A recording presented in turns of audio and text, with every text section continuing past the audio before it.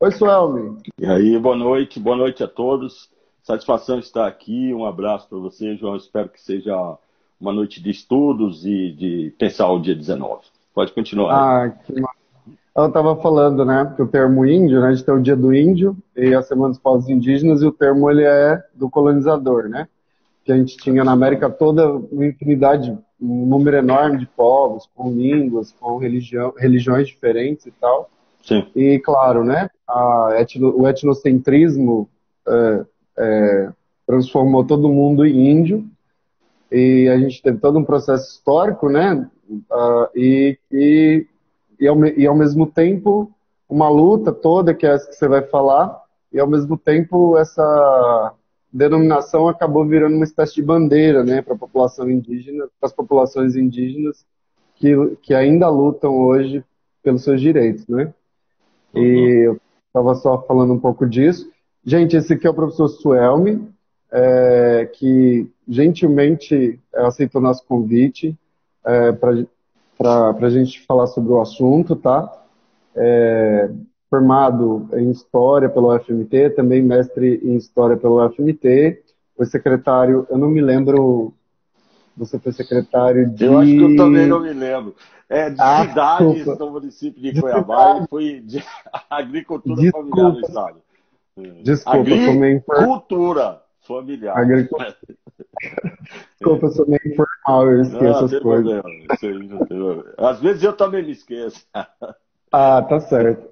Tô brincando. E aí ele vai falar um pouco sobre esse processo da escravização dos povos indígenas do século XVIII em Cuiabá e a colonização, o processo de colonização em Cuiabá, que de alguma maneira está próximo do que nós temos de material histórico no museu, porque o Museu de Arte Sacra, para quem não sabe, não é só um museu que trata de questões religiosas, né? É um museu que fala da colonização, porque nós temos peças e tem a narrativa, né, da colonização do século XVIII. Então, achamos importante que esse momento pudesse acontecer aqui, pelo museu. Boa noite, Eu, Suelmi. Muito obrigado. boa noite, obrigado. Eu queria agradecer a Viviane pelo convite e ao pessoal do museu aí. É um prazer estar aqui, né, conversando com essa galera que segue aí o museu e ampliar o horizonte, e principalmente nesse momento de quarentena cultural que a gente aproveita para pensar em como tem sido legal isso tudo, né? É o lado positivo desse caos todo, que é a possibilidade de a gente ter uma imersão maior, para pensar o mundo, pensar as pessoas, né? Pensar nossas relações, pensar o outro, pensar nós mesmos. Enfim, toda Sim, essa reflexão que a humanidade faz hoje pela possibilidade de estarmos impossibilitados de convívio social, nos tem possibilitado pensar sobre muitas coisas. Eu acho que acaba o universo de forma trágica, obrigando a humanidade a repensar a si mesmo, repensar as suas relações, os seus significados e valores. E hoje, no Dia do Índio, é um momento da gente poder também pensar um pouco. O professor Carlos Rosa, da universidade, dizia que o índio é o intimamente outro. Foi a mais bela definição que eu já vi de índios em toda a minha vida. O intimamente outro. Então, a antropologia europeia tratava o índio como o outro. O outro é sim, aquilo que não sou eu, né? Uma oposição, diria assim. Né? O outro é o diferente, né? No espelho da civilização. Então, o intimamente outro já é parte de mim, né? É do que eu sou, de como eu ajo, de como eu penso, né? É o que chama-se de cosmovisão, né? Minha visão do mundo. Então, pensar o índio não é pensar o outro, é pensar a si mesmo, né? Nós, povo brasileiro, e tudo mais. Mesmo reconhecendo de que nós temos 250 etnias, não é verdade que nós falamos só o português, nós temos dezenas de línguas, só que eu conheço 6 troncos linguísticos que variam em inúmeras outras tantas línguas que contribuíram com a sofisticação, o melhoramento da língua portuguesa, por isso que nosso português não é uma língua de Portugal, é a nossa língua, é diferente, porque ele assume elementos indígenas, então a forma de se comunicar, o nosso gestual, a nossa relação com a natureza, com o ambiente. Eu acho que eu vi o Ailton Krenak falando antes sobre esse momento da reconexão que o homem precisa ter nesse momento do Covid com o meio ambiente, porque ele foi construído, em algum momento houve uma ruptura, que ele chama, com a natureza e que agora é a hora de se reconectar com a natureza para a gente buscar esse equilíbrio, reconectar com os rios, reconectar, quer dizer, o homem. Hoje eu vi uma entrevista bonita dele, ele dizia o seguinte, que a floresta é o jardim dos povos indígenas, né? Elas são cultivadas, elas são desenvolvidas, são mantidas e preservadas dentro de um conceito de relação simbólica com o meio ambiente. Então, o índio, quando morre, quando nasce, em seus mitos, tem a transformação em peixe, em árvore, em bichos e tudo mais. Então, essa relação funeral bororo, que no momento do funeral o cara vai lá na mata matar um bicho de grande porte, porque esse bicho teria depois uma relação, o couro da onça, né? Vai ficar lá como proteção da aldeia e esse espírito, ele iria depois de um mês voltar para a natureza e ninguém fala mais o nome do índio. Então, quer dizer, você fica um mês de funeral ali chorando, escarificando, né? As índias cortam os braços, assim, sofrem, choram e etc. Um mês de ritual. Depois daquele um mês, diferente da gente que cultua o espírito para o resto da vida, vai no cemitério e tal, aquilo deixa de existir. Nem o nome do indígena é pronunciado na aldeia. Ele voltou para a natureza. Então, essa relação dos índios com a natureza, que em algum momento a gente se afastou dela, porque a natureza para nós, nesse conceito cristão ocidental, Deus, a gente foi criado para reinar sobre todas as coisas, nos desconectou, de certa forma, com esse meio ambiente que precisa agora de pensar nisso. De que Deus nos fez para dominar a natureza, né? Tem um pouco dessa ideia do cristianismo, tem... reinar sobre todas as coisas, né? Uma história interessante do Ailton Krenak, só aproveitando o gancho, está com um livro, a Amazon tá dando gratuitamente um livro dele hoje, eu acho, de hoje para amanhã, tá para baixar o livro versão PDF. Eu, inclusive, todo mundo que está vendo aí Ailton Krenak é um pensador importante, né? E como é o nome dele? Viveiro de Castro, né? Sim. Ele conta uma história seguinte: os portugueses, quando chegaram, eles também tiveram dúvidas, obviamente, sobre a humanidade dos indígenas. Eles perguntavam se os indígenas tinham alma, né? E os Tupinambá, né, que tinha uma relação com a anatomia muito próxima, porque né, tinha esse processo de comer o inimigo e tal, antropofagia, eles perguntavam também se os portugueses eram humanos. Só que o teste... Como é que eles queriam provar se os portugueses eram humanos? Provavelmente mataram um, abriram para olhar se havia similitude, né, entre o orgânico daquele corpo com o que eles estavam acostumados a ver. Então são duas concepções diferentes, né, para tentar provar se é humano. O metafísico, será que tem alma? Aí a igreja que vai falar, e os indígenas ali, os Tupinambá, pensando fisicamente. E a igreja, sim, também é essa coisa da civilização que nós vamos falar sobre isso, que é a tal da guerra justa, que na verdade o processo de colonização da América como um todo, e aí a gente chama ameríndio, ele vinha com um imaginário do diferente, do novo mundo, como alguém que precisa ser catequizado, salvo, né? O governo português tinha como uma grande marca a Cruz de Malta, né? Então essa coisa da cruz que se coloca, que se inaugura, né? A primeira missa, essa inauguração do Brasil que vem com essa cruz, terra de Santa Cruz, terra de Vera Cruz, a cruz, né? A cruz é o cruzado, né? É a expansão de fé que Portugal assume com a Espanha. Então esse outro lá era alguém que precisava ser catequizado, né? Então a Anchieta, que está aí no nosso imaginário, mas não só a Anchieta, mas vamos dizer assim, os jesuítas, que foi criado no século XVI, essa ordem específica vinculada ao Vaticano, tinha uma pretensão, no momento que o mundo estava sofrendo, abandonando o cristianismo, de reificar a fé no novo mundo, restabelecer o poderio romano, sacro romano no novo mundo. Então esse índio, ele era alguém que não tinha alma, né? A alma dele era bárbara, ele precisava ser catequizado. Então, em nome da fé, criou-se um conceito chamado de guerra justa, que é parecido com guerra santa, que foi o quê? Foi a cruzada para reconquistar, que é hoje Jerusalém, para o domínio dos cristãos, dos católicos, lutando contra os judeus e muçulmanos. Essa foi a guerra da reconquista da Terra Santa. Então chamava-se Guerra Santa, e aqui criou-se um conceito para os índios de guerra justa.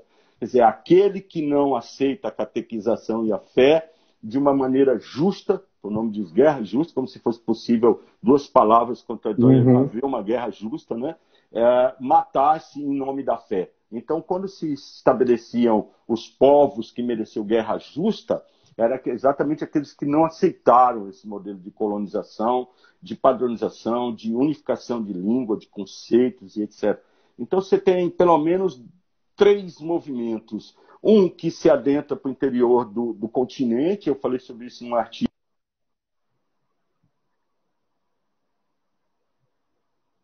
América. Eita, deu uma travada.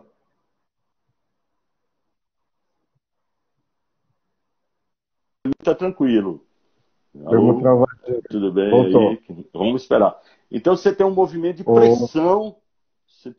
pressão, irmão, para o interior do continente. Então aqui no centro da América Austral vai ter a maioria dos índios que desceram dos Andes e aqueles que estão vindo do litoral. Então tem muitas sociedades indígenas que vieram da parte litorânea do continente.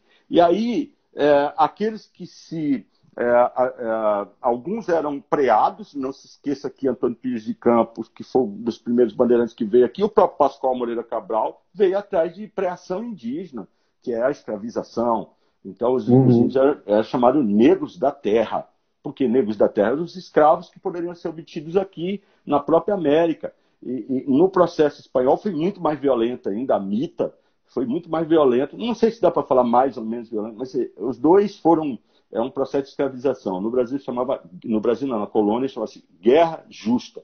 Então há aqueles inimigos que não aceitavam de forma nenhuma guerra justa. Aqueles que nós conseguimos escravizar, os negros da terra, não é? Os negros da terra. E havia aqueles que eram mais, digamos assim, tinham maior possibilidade de assimilação com o projeto português. Por exemplo, o Parecis é um exemplo disso. Em todos os documentos do Parecis, a professora Loiva da universidade pesquisou isso, todos os documentos do Parecis no período colonial, eles são abertos, são mais civilizados, eles são mais polidos, eles têm mansidão, as mulheres são mais bonitas. Então, ele identifica aquele povo como mais facilmente assimilado a esse modelo de colonização. Aqueles que guerreavam como o Paiaguá, o Guaicuru, o Caiapó, guerra justa. Vamos matar em nome da nossa fé, né? E aqueles que nós conseguirmos escravizar, aliás, que toda guerra justa virava escravidão depois, porque assim como em Roma e todas as guerras de escravização, quem é dominado automaticamente depois é escravizado. Então esse é o panorama que nós temos desse processo de invasão, né, desse espaço. Então quando diz assim, os índios só atrapalham, quer dizer, peraí, né? Os índios têm muita terra, os índios tinham toda essa terra, quem invadiu o quê, né? Se os caras estão aí há 5.000 anos, como invasão? Como que é difícil essas categorias serem trabalhadas hoje, e a gente ouve a imprensa às vezes, e as pessoas mesmo dizerem isso. Então, a gente precisa estudar a história, reconceituar e entender um pouco mais o que sobrou, o que fragmentou desse processo todo de invasão, conquista e colonização da América Portuguesa, de cidades históricas como Cuiabá, Goiânia, Goiás. Em Cuiabá a gente tem a questão dos povos, que é uma coisa que assim sobra uma história interessante, assim, que na mentalidade popular, que assim, algumas etnias são tidas como mansas e outras tidas como bravas. Né? Sim. E é doido, porque na verdade todos os povos eles foram subjugados, né? Alguns povos estrategicamente tentaram, né? A gente vai ter narrativas de uma tentativa para poder se salvar, entrar num processo de negociação. A gente vai ter isso pelo país inteiro, né? E aí esses povos são considerados mansos, mas na verdade é uma estratégia diferente de cada povo. Alguns se rebelaram completamente e acabaram sendo dizimados. Inclusive, eu queria que você me falasse se você acha que os Paiaguá foram dizimados ou eles estão nessa relação. Os Paiaguás é o maior exemplo de genocídio desse processo de contato. E, curiosamente, o nome do nosso Palácio do Governo hoje, que é o apogeu do processo civilizatório, chama-se Palácio Paiaguás.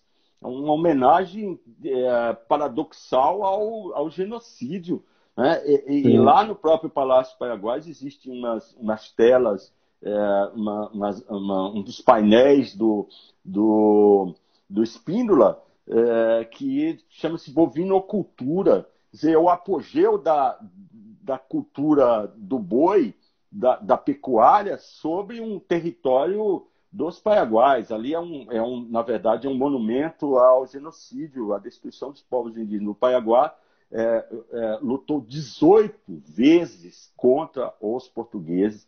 Durante 61 anos, houveram 18 guerras contra os portugueses durante esses 61 anos. Em 1725, 26, 29, 30, 31, 33, 36, 40, 43, 44, 52, 70, 71, 75 e 86. Só o que está registrado aqui pelo Barbosa de Sá, que é um cronista antiguíssimo, foi o primeiro cara que registrou. Ele disse assim, o Paiaguás era para matar mesmo, não tinha jeito. Porque o Paiaguás, ele era um índio, o professor Carlos Moura chamei de índios anfíbios. Eles viviam quase que 70% do dia dentro d'água. Eles tinham dificuldade de andar em terra. Eles eram trôpego nas terras. Os portugueses tentavam atrair eles para a terra, para o seco, para tentar ter uma melhor condição de combate. Porque na água, ele atacava em corredeira, como ninguém. Ele jogava água nas munições portuguesas e aí a pólvora ia para o pau, não tinha como atacar. Eles usavam os remos como lanças de combate. Eram índios que atacavam de surpresa as monções, que eram aqueles comboios de canoa que vinham de São Paulo, etc. Assim, na virada da noite ali, escurecendo, ou de manhã muito cedo. E eles tinham uma capacidade bélica impressionante de aparecer e sumir na água, que era algo impressionante. O Carlos Moura, que pesquisou, ele chama os índios anfíbios, diz que eles eram índios que viviam praticamente dentro d'água. Então ele conseguiu dominar esse território pantanoso, cheio de rios, com uma eficiência muito grande. E foram inúmeras bandeiras organizadas aqui, muito dinheiro, 400 pessoas, 500 pessoas com canhão, com armamento pesado para atacar os caras, e não conseguiram. Eles atacavam as monções e não permitiram. Eles se debruçaram no combate. Eles se extinguiram na guerra. Hoje tem uma rede hoteleira que chama Palácio Paiaguá, Hotéis Paiaguás, né? Então a gente vê muitas homenagens assim, nome de edifício, nome de empresas e etc. E às vezes eu acho que talvez, eu não sei, né? Não quero julgar ninguém, mas os donos às vezes não têm noção do que é isso, né? Do que estão falando, né? Não tem nenhuma ação educativa para dizer o que nós estamos falando, né? De repente isso pode ser uma oportunidade de discutir uma nova história, construir uma consciência diferente, né? Mas o fato é que... Porque o nome, pelo menos, o nome fica familiar, né? Para todo mundo, no geral, né? Faz parte e a partir disso pode, né? imaginar, de repente, a partir daí é importante, pode ser uma porta de entrada para discutir a história. Né? Sim, são pretextos cotidianos que nós temos para conversar sobre isso, né? Mas é fato que essa memória está aí, né? Os povos estão lutando até hoje, né? Resistindo, alguns sendo exterminados, garimpeiros invadindo. Nós estamos vivendo essas novas guerras justas, elas estão acontecendo. E o nome é interessante porque tem gente que acha justo mesmo até hoje, Sim. João. Tem gente que acha que é justo isso, né? Invadir, pilhar, matar, explorar, destruir, né? Que assim, é como se nós estivéssemos falando de um outro que não faz parte da nossa história. De que forma a nossa educação nos permite enxergar alguém tão próximo de nós como alguém tão distante, né? Imagina a força da educação na nossa vida, né? E tem uma coisa bizarra, né? Uma coisa bizarra sobre produtividade, né? Então, acusam os indígenas de serem produtivos, de terem muita terra, mas a gente vive num país onde a concentração de terra extremamente criminosa do ponto de vista social, né? A gente tem pouquíssimas pessoas que concentram um número de terra gigantesco e nem sempre essas terras são produtivas. É E, na verdade. maioria das vezes, cumprem função social, porque quando são produtivas são mecanizadas, por exemplo, né? Sim. A questão do uso abusivo de veneno, que acaba afetando, por exemplo, os moradores do entorno. Então, tem um pouco disso, né? Como se o estilo de vida dos indígenas fosse absurdo, que tem muita terra, eles não fazem nada e tudo mais, que na verdade é um etnocentrismo, né? A ideia, o Ayrton Krenak falou, parece que o povo branco tá acostumado, se acostumou tanto a escravizar que hoje, se eles não se escravizam, eles se sentem mal, né? Porque para eles é um absurdo ver uma pessoa Sim. vendo a vida como uma dádiva, né? A vida como uma dádiva, como eu estou aqui vivendo e estou tomando banho de rio e me alimentando do que Coletando, eu pescando, comendo ando e beiju, né? pescando Ah. e estou vivendo a vida como uma dádiva, né? Quer dizer, tudo isso é demonizado no nosso cultura, o que é É, mas bizarro, também, porque mas os indígenas também, sofrem Rômulo, até hoje. mas também a gente também não pode romantizar demais, né? Eu acho que os índios têm direito a fazer o que bem entender da sua área. Os parecis estão plantando soja em, sei lá, em 5 hectares. Aí os parecis de novo e a aproximação com a gente, né? A forma de organização Sim. de trabalho dos parecis lá no século XVIII já era algo muito próximo do que o português produzia, da rotina de trabalho, da disciplina de trabalho, produzir ter roças e tal. Isso facilitou o processo de contato. E esses contatos, eles são contatos que se dão através de trocas, né? Rondon, quem não lembra do varal de Rondon? Que ele botava os brindes. Desde os jesuítas se fazia isso, que é os presentes, os moitarás, né? Que se colocava as cestas com Uhum. faca, espelho. Isso é verdade. Né? Isso se repetiu e se repete até hoje. Né? Os borouros se dava cachaça, fumo, né? Se destruiu praticamente a geração de crianças e jovens com a introdução de alcoolismo para pacificar, amansar, né? Assim como se diz. Sim. Então, esses processos de contatos, né, são processos de contatos que têm uma falsa bondade, vamos dizer assim, o Estado, as pessoas frentes de colonização, quando vai um garimpeiro lá, diz, mas eu estou aqui ajudando, eu que compro combustível, estavam passando fome e tal, e por trás disso tem uma exploração. Mas o que é mais importante é o seguinte: essas terras são de usufruto indígena, mas são da nação brasileira. Quando fala, vou invadir a área indígena, é um território federal, sob o usufruto dos povos indígenas. A gente não pode pensar isso como uma propriedade particular dos índios. Os índios têm um salvo-conduto e a obrigação de zelar por esse patrimônio que é nosso. Né? Então, quer dizer, o que restou de domínio ambiental são as reservas ambientais indígenas. E assim, até que ponto essas terras devem servir ao Brasil? Até que o alto, que se chama autonomia dos povos, defina o seu interesse, que seja de coleta, que seja de pesca, que seja de produção agrícola. Eu, quando fui secretário de Agricultura Familiar, é inúmera a quantidade de índios que quer plantar, quer produzir, que quer plantar mandioca, que quer plantar milho tradicional deles. Não só para comer, não, para vender também na merenda escolar. Então a gente não pode pensar isso como uma estufa de.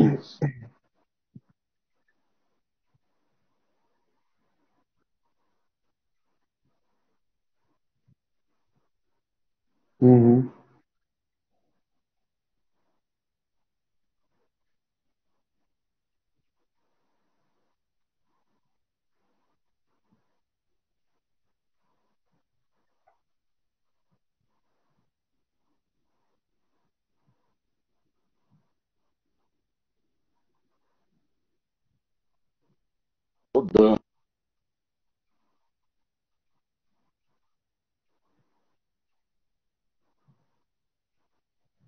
Peraí, tá travando.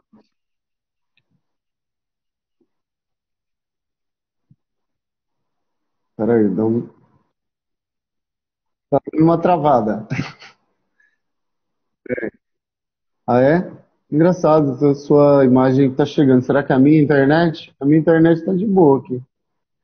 Tá, tem uma perguntinha aqui. Você tá certo com relação à romantização, né? Eu tô falando que o Ailton Krenak estava um pouco falando disso, porque no geral, né, os brancos ou as pessoas que têm são ignorantes em relação que são os povos indígenas, eu acho, principalmente muitos. Ixi, deu uma caída.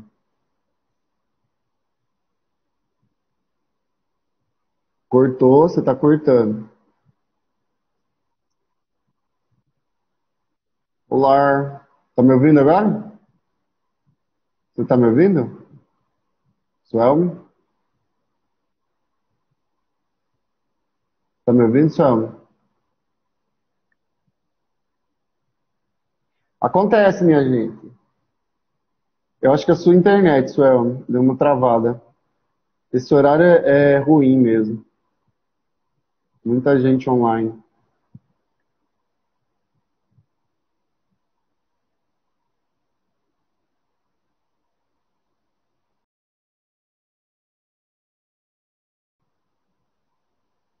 Ih, caiu.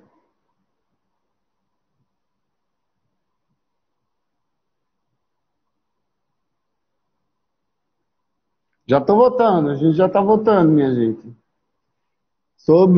Tem umas perguntas aqui que eu vi aqui em cima. Uma eu acho que eu posso responder. Já me voltou? Voltou. Uma eu acho que eu posso responder, que é do Flávio. Flávio, você ainda está aí? O termo adequado para se referir aos povos indígenas são povos originários, assim, no geral, que a gente vai chamar, né? O termo indígena, como eu falei, ele é um termo branco, né? Os próprios indígenas se autodenominam pelo nome da sua etnia. Então, um Bacairi se vê como Bacairi. Você não chama, você reconhece como indígena. O indígena virou, eu assim, no geral, né, uma maneira também de aglutinar todo mundo em torno de uma luta, né? Mas Bacairi é Bacairi, Bororo é Bororo, e assim vai. Aí é povos originários, né? A ideia do nativo, né? Do povo nativo, eu acho que faz uma alusão a também dentro de uma visão etnocêntrica, né? Faz uma alusão a povos menos inteligentes, né? No geral. São povos originários, eu acho que é o termo mais correto. Com relação à pergunta da Viviane, ué, Suelma saiu. Tô tentando botar ele aqui de volta. Com relação à pergunta da Viviane, Eu votei. tô muito bem. Desculpa, eu tentei colocar você aqui, eu estava respondendo a pergunta. Ok, não, normal. Vamos lá, irmão. Eu não sei nem onde parei, mas manda as perguntas aí, vamos conversar com Tem uma você. pergunta aqui que a Viviane está fazendo, que se você acha que o Humberto Spínola foi irônico ou Legal, que a Bercinho. imagem dele lá no Palácio Paraguai. Eu também acho boa pergunta. Boa pergunta, cabulosa, capiciosa. Capciosa. Bovinocultura, cultura do boi, né? Ele está tirando uma onda ali, com certeza. Ele é um artista de vanguarda, né? Ele se coloca a civilização do boi. Venceu os outros povos indígenas todos, o apogeu do boi. Né? Então ele coloca aquilo como, né? Coloca as estrelas do mapa, da bandeira, é muito lindo aquilo ali. Né? Então, assim, esses múltiplos significados, né, estão aí do nosso lado. Nosso hino do Mato Grosso, muita gente não conhece, só tem duas menções aos índios, só duas. E uma está como Bom Selvagem. Eu até ia cantar aqui, mas eu sou tão ruim para cantar. E outra como Bom Selvagem, outra como Guerra Justa, que fala do Paiaguá. Que fala, no momento fala o índio goza na selva, que ele vive no mundo de forma romântica, né? E num outro momento ele aparece que o bandeirante que conquistou o feroz Paiaguás, matou. Ah, Então, sim, sim. Alguém comentou aqui que aparece no hino, inclusive, né? Do hino. Aí ele menciona o Paiaguás. Há um heroísmo. E aqui tem um monumento dos bandeirantes ali na praça, que muita gente não conhece, quando fez 200 Horrível aquele monumento, é horrível. Pois é, ele é um pódio, né? Eu acho ele não é horrível. Ele precisa ler ele, né? É um pódio civilizatório. o branco português, que é o bandeirante, que representa a civilização, que está no primeiro lugar do pódio, o negro, que mal aparece a face, está meio de lado, né? E o índio, que está ali tocando uma flauta de forma muito romântica, muito ceci-peri, muito idealizada de índio, né? Que dá a ideia de que o português veio aqui trazer a civilização para esse povo atrasado que está num estágio inferior e tudo mais. Então, precisa reler isso à luz do nosso entendimento de que esse pódio civilizatório ele continua até hoje tendo significado, né? Ele continua sendo repetido, não numa noção de diálogo responsável e saudável, mas como o silêncio, um silêncio barulhento, né? Que está aí, onde estão esses povos, o que nós sabemos sobre os índios, né? Nós temos aqui Mato Grosso, é o segundo maior número de povos indígenas do Brasil, tem 70 mil índios. Quem que já foi numa aldeia, quem que sabe qual que é dos índios, qual que é a cultura? As pessoas acham que é tudo igual, né? E se você colocar um chavante com um bororo, você tem rivalidades históricas, o caiapó, enfim, são todas especificidades. E o português, quando esteve aqui, ele soube explorar essa geopolítica. Ele aliou-se a algumas tribos que era adversária para construir as guerras. Por exemplo, o Guaicuru. Vamos falar do Guaicuru, eu trouxe até uma foto do Guaicuru. Olha isso aqui. Essa foto. Sim, sim. Conhecidíssima, né? Olha sim. aí. Olha, mas parece que não é... A técnica de montaria, João. Olha sim. só. Você tarou? Então, quer dizer, eles pegaram os cavalos lá dos espanhóis, porque os Guaicurus já iam lá em Assunção, os paraguaios também já iam lá em Assunção, né? Pegou os cavalos andaluzes, que eram os cavalos espanhóis, domesticaram os cavalos, que é hoje o nosso cavalo chamado pantaneiro, e ele desenvolveu uma técnica de montaria no dorso do cavalo, que onde cabia o corpo do cavalo, evidentemente, que passava o cavaleiro. Né? Então você não corre risco de um galho te derrubar na posição vertical, ele foi para a horizontal. Os portugueses tentaram fazer essa técnica, não conseguia, nem com arreio. Então ele dominou uma técnica de guerra e uma domesticação do cavalo que os Guaicurus chegou, que era um índio chamado de corso, que o índio, esse aí ficava o dia inteiro em cima do cavalo. Eles faziam tropel aqui em torno da vila de Cuiabá, gritarias que as pessoas não dormiam à noite. Eles faziam isso como um terror psicológico. As pessoas não dormiam com medo do ataque dos Guaicuru. Também o Guaicuru só sobrou um remanescente. Ele guerreou tanto, né? E ele tinha mais de 6 mil cavalos. Tem um cronista que fala de mais de 6 mil cavalos do Guaicurus, que eles domesticaram, começou a vender para o português e começou a vender para o próprio espanhol.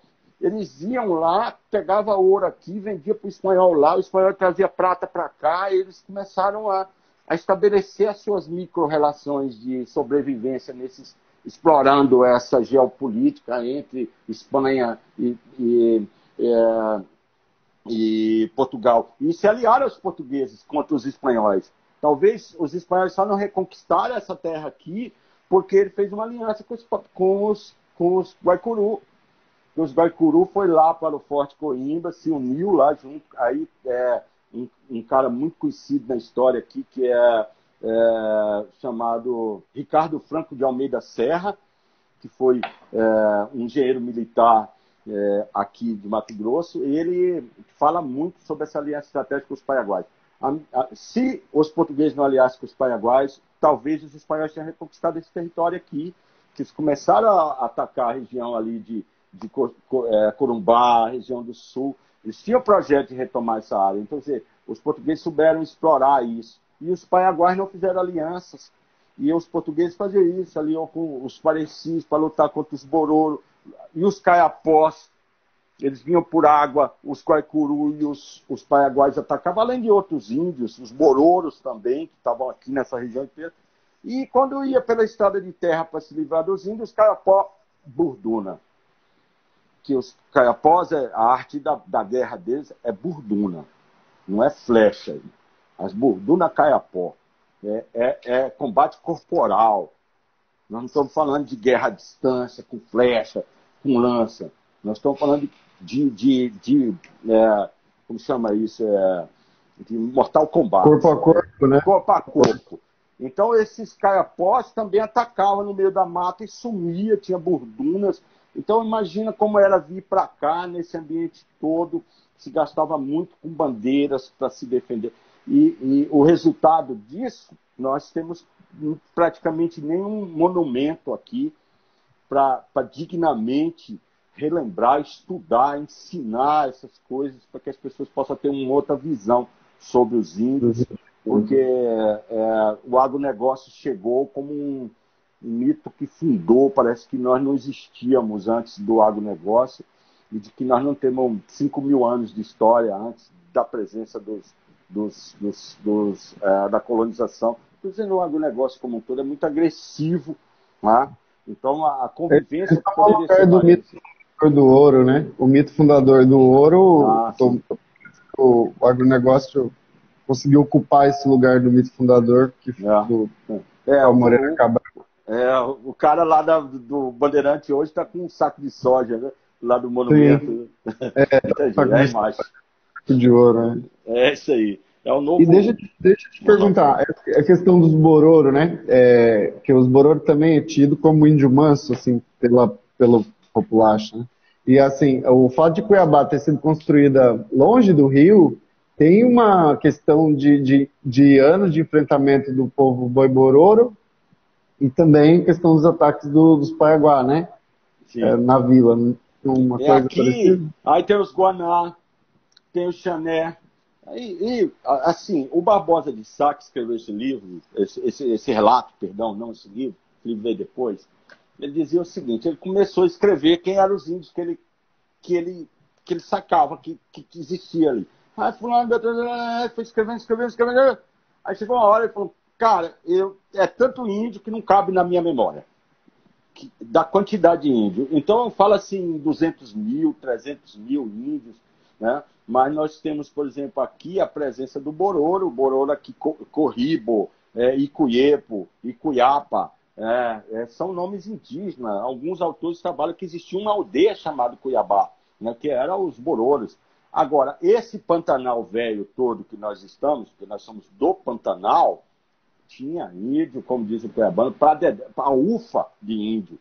Então, os primeiros bandeirantes sertanejos chegavam, ele mal falava o português, ele conhecia os troncos linguísticos, G, conhecia o macro-G, o tupi, o aruaque, ele conhecia a base das linguagens indígenas para acessar o diálogo, né, com esses povos.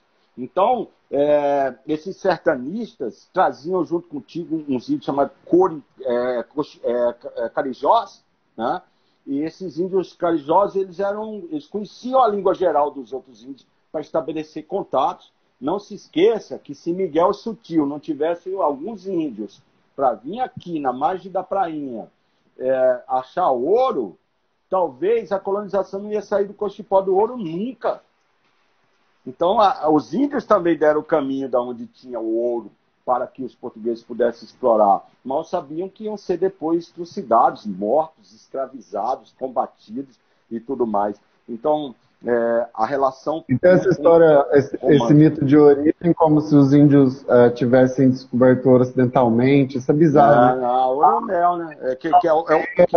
Mandei buscar o mel, botou o ouro. Na verdade, assim, é quase uma coisa mítica, né? O primeiro brasão da Vila Real do Bom Jesus de Cuiabá tem um morro cravejado de ouro. Os caras já sabiam que isso aqui... Eles achavam que aqui ia ter mais ouro que em Minas Gerais. Ainda escreve lá no brasão: Vitus et sapiens, a virtude mais... Vitus aurum pascum, a virtude mais que o ouro. A virtude ficou para trás, né? O ouro era o ouro plascum aurum, né? Aurum. Não tinha, o virtus ainda não veio, né? A virtude talvez a gente vai ter pela frente. Mas tem muita terra para índio, etc. Para quem era dono de todas essas terras, o que tem é um fragmento ínfimo, né, do que restou de um processo de genocídio que exterminou algumas sociedades que nós não vamos ter a oportunidade de saber nunca mais quem eram os paiaguás, qual é a sua cultura, a sua cosmovisão, como que era a sua existência, né? Não estou falando só de curiosidade histórica, estou falando de tecnologias, de conhecimentos milenares sobre a fauna, sobre a flora, sabedorias, aprendizagens. Então, Sobre a própria existência humana, né? Das Da própria relações, existência humana. da sustentabilidade com a natureza. Os índios faziam manejo no Pantanal, que até hoje os pantaneiros repetem. Nossa relação com o trato de doença, com ervas, são todas heranças de milhares de anos de convívio com a natureza. Então, nós, ao exterminar os índios, nós exterminamos também a possibilidade de desenvolver outros saberes, outras filosofias, outros modos de vida para pensar o mundo, outras religiões, né? Enfim. Então, nós temos que, nesse dia, pensar sobre isso, né? Sobre as memórias, Sim. sobre as E histórias. lembrando que por ouro usavam já ouro como fui no Museu Rondon, né? Teve uma apresentação bastante interessante, onde o pessoal só tinha boi bororo na mesa, que foi uma novidade, foi a primeira vez que isso aconteceu. E aí eles estavam falando um pouco sobre as memórias, né? Então, eles já usavam o ouro, por exemplo, como joia, né? Como decorativo e tal. Então, tinha brincos que eles costumavam fazer com ouro, todos aqueles artefatos, eles continham ouro na tradição, né? Então, e aí os nomes, todos eles eram relativos, né, ao brilho. Então, aquele morro ali onde a gente tem a igreja Nossa Senhora do Bom Despacho, era considerado o Morro das Estrelas, o próprio Córrego da Prainha, tinha uma nomenclatura que se referia ao brilho. Água de estrela, né? E aí parece que isso tudo foi, né? Não, eu fui buscar o mel e tal. Outra coisa que é interessante é como o território foi apropriado, né? Os Bororo tinham na mitologia o Morro de Santo Antônio, é um mito fundador, né, da população Boi-Bororo, o Morro de Santo Antônio. E aí Dom Aquino pega o morro e coloca no brasão do estado também. Né? Ah, sim. Mas ele então, também na topografia, nem tudo é violência, né? Estou dizendo assim, é uma parte de extermínio, mas tem uma parte se aproximando, assimilando. Está aqui na nossa audiência, por exemplo, o Bola. O Bola tem uma peixaria maravilhosa, vou fazer propaganda para ele, porque é um cara fantástico. Peixaria do Bola lá no Bom Sucesso. Esse aí é um bororo nato, daquele pé largo, assim, daquele que anda descalço o dia inteiro, que conhece o barulho do rio. Tá entendendo? Isso aí, de onde que vem esse negócio do cara? De remar sentado, de ficar em pé com zinga de vez em quando, de enxergar os cursos d'água, os bancos de areia, observar a natureza. Isso é a relação com os Guaná, com os Bororo, os Guaná que estavam ali com rede de teatro, até hoje lá no Limpo Grande, fazendo as suas redes artesanais. Aí o cara faz isso, que dura 6 meses, põe numa casa de artesão, cobra 3 mil reais, o cara acha um absurdo. 6 meses de trabalho, de tear esse manual artesanal, de uma sabedoria desde as texturas, as estampas, motivações, etc. Existe uma ancestralidade. Então, a gente precisa desses espaços. Você quer conhecer os índios, não precisa ir numa aldeia só. Vai lá no São Gonçalo ver as ceramistas, pintar, manusear o barro com sauá. É uma tecnologia ancestral. Vai comer um peixe na beira do rio, conversar com o ribeirinho, como que funciona o ritmo das águas no Pantanal. Aqui, nós somos pantaneiros. Então a pessoa chega assim, eu queria ir no Pantanal, vamos para Poconé? Poxa, nós estamos dentro do Pantanal, o Rio Cuiabá é o principal afluente do Pantanal. Então aquela placa lá, bem-vindo à capital do Pantanal, não é uma jogada de turismo. Aquilo é uma verdade geográfica. Então a gente precisa conhecer esse intimamente outro para a gente poder nos reconhecer. A minha mãe benzia, minha mãe é benzedeira das melhores. Eu na escola tinha vergonha que os guris me chamavam, que minha mãe era macumbeira, era feiticeira, aquela coisa toda. Eu passei a infância com vergonha disso. Eu tinha que chegar na universidade para entender qual a importância e a relação mágica disso, histórica, cultural, com uma ancestralidade mais antiga dos povos indígenas, para mim chegar em casa e falar, mãe, eu quero que só me benze, né? Contra mal olhado, contra quebranto, contra espinhela caída, contra vento virado, né? Então, quer dizer, a que ponto nós fomos construindo esse eu distante desse outro, que ao mesmo tempo é eu. É louco esse jogo, né? Na verdade, é uma negação do eu. Então, quando você vai no teu espelho, irmão, que você olha teu nariz, teu cabelo, sua cor, seus olhos, teu nariz, suas orelhas, você tem que se auto-reconhecer. Não no espelho do europeu, do português, como verdade, mas no espelho da colonização sua, da sua colonização, de quem você é. Então, discutir o índio é discutir quem nós somos. Então, hoje, todo dia do índio, aí pinta as crianças de guache e ficam dançando como índios americanos, que não tem nada a ver com a gente.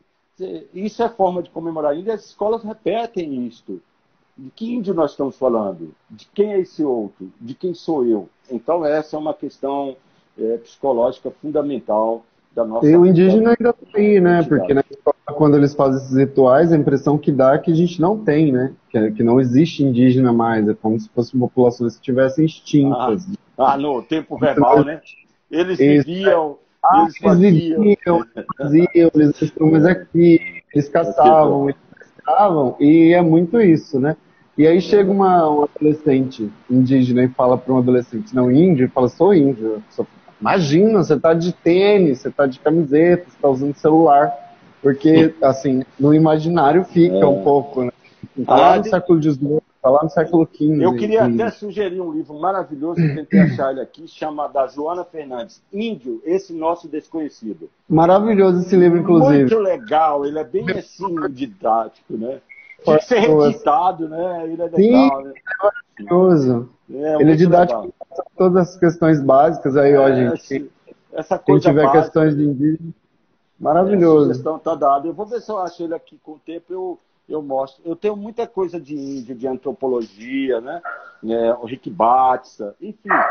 Nós temos que entender que essa sabedoria indígena é que vai salvar esse país para pensar em novas formas de civilização, que não são essa que se come a terra, que se destrói a natureza para virar dinheiro, né? Que a gente pode criar outras oportunidades de construir outras relações de afetividade, de família, de respeito, de desenvolvimento sustentável e de reconexão com o mundo natural. Nós não podemos desconsiderar que essa tragédia biológica ela dá um exemplo muito claro de quanto nós somos vulneráveis, né, ao meio ambiente, né? Porque quer queira, quer não, os Panarás foram destruídos, os índios morreram por causa de gripe espanhola, morreram por causa de gripe também na colonização, que foi uma espécie de genocídio, não, de guerra química. E nós estamos vivendo isso, né, cara, novamente. Quer dizer, a experiência de sentir agora no eu o que o outro sentiu, né? Os Panarás, daqui o livro, ó, super lindo, a ditadura militar jogavam roupas contaminadas de gripe para exterminar esses povos, né, que estavam no meio do caminho da 163.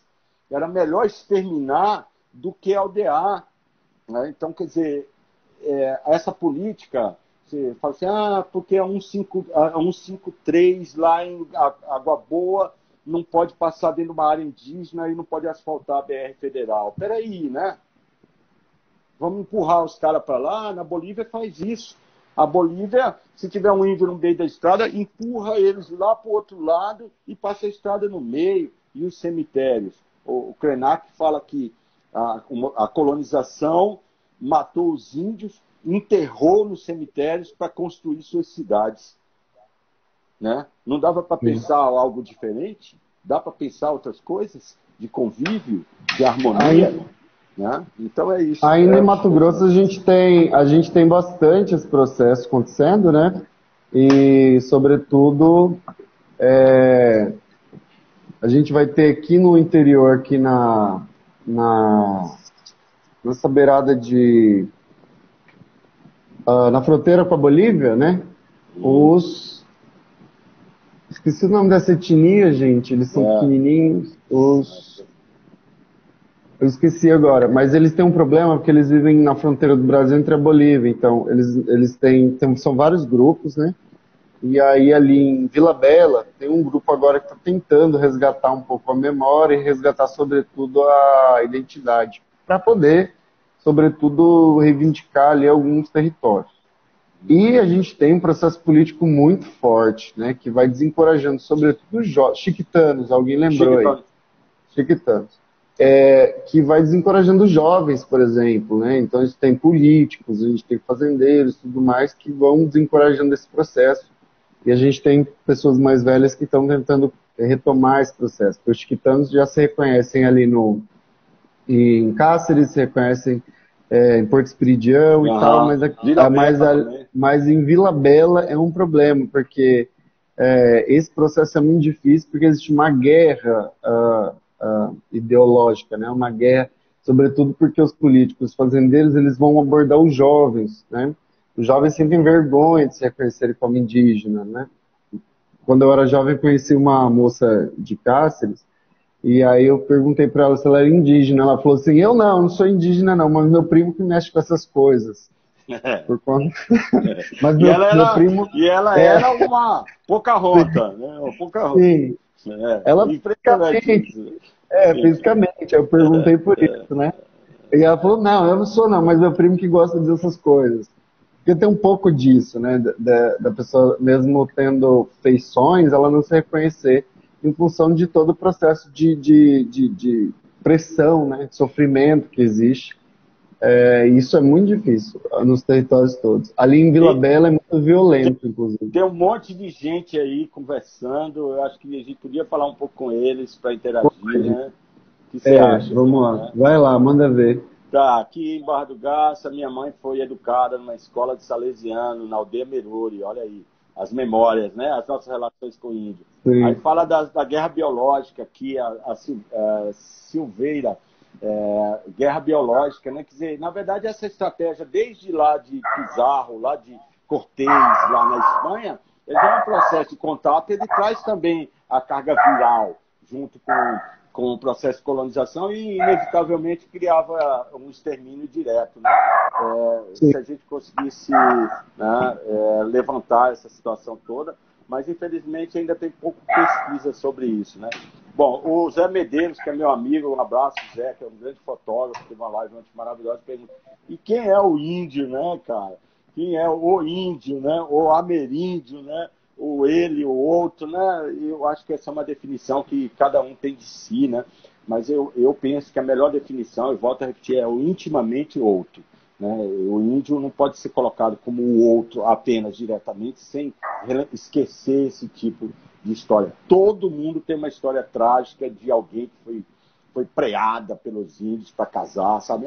Minha avó dizia que meu bisavô pegou a mulher dele na aldeia e preou. Você imagina a violência disso, né, cara? Pegou no laço, né? Pegou no laço. Até hoje se diz, né? Então, esse processo de violência, imagina essa sociedade machista, masculina, chegando aqui com as mulheres, vamos dizer assim, com seminuas, com roupas diferentes do modelo ocidental, o imaginário sexual dessa colonização, da violência disso tudo, sobre em especial as mulheres, né? Uma sociedade que poucas mulheres vinham na colonização de Portugal e até do interior do país. Então, a forma que se tinha de buscar casamentos era a miscigenação.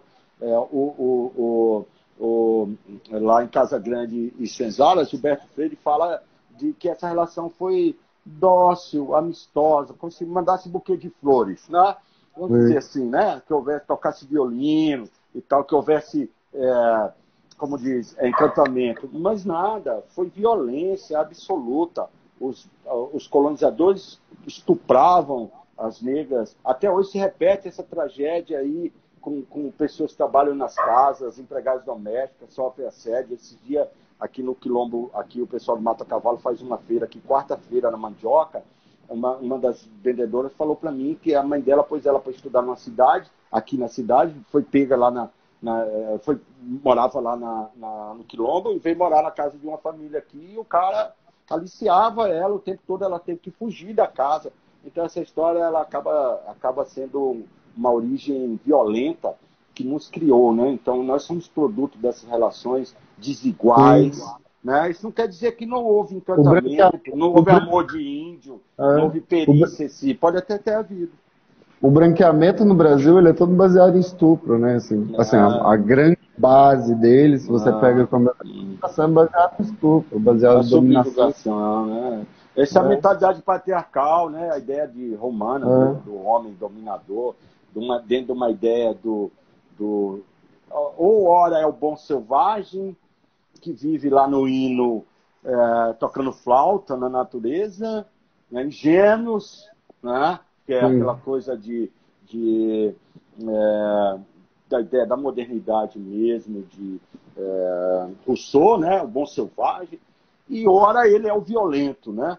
É o índio selvagem, que precisa ser selvagem, inumano, né? Sem alma. Sem alma, desalmado, que é a ideia do negro da terra. Então, precisamos ressignificar isso, irmão.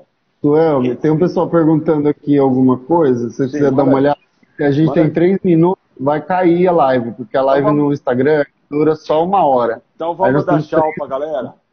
Vamos dar tchau pra galera aí. Pra ver se tem alguma coisa para responder. Maurinho, olha, professor Maurinho Rodrigues, gente fina, grande abraço. Carlos. Falando em semana que vem, tem live com ele, no sábado. Aí, Maurinho, tamo junto, vou estar lá. Professora Airtes aqui conosco, só dá um alô pra galera aqui. Elisete, José Medeiros, Milena, obrigado. Minha esposa está aí, a Cléo também, grande abraço. Viviane está aí. Enfim, geral, a Gleison, a Silvana esteve por aqui também, vi por ela. Enfim, agradecer esse povo aí. É tanta coisa, né? Passa rápido, mas eu espero que a gente tenha dado um tira-gosto para pensar o índio, né? Um tira-gostozinho, né? Os pratos frios. Agradecer vocês aí do museu. A semente vamos pesquisar mais, vamos aprender mais sobre o diferente, sobre esse outro íntimo que nos sugestão enquanto povo, né? Se enxergue melhor, olhe no espelho, tire a roupa, se enxergue, olhe as suas diferenças e se reconheça como rico, plural, diferente. Você vai ver mais feliz quando você se auto-reconhecer como brasileiro, único, legítimo, que tem a sua identidade e a sua forma de pensar o mundo. Você vai dormir mais feliz e mais à vontade. Vai cair em 10 segundos. Grande abraço. Obrigadão mesmo. Obrigado a todo mundo, gente. Até a próxima.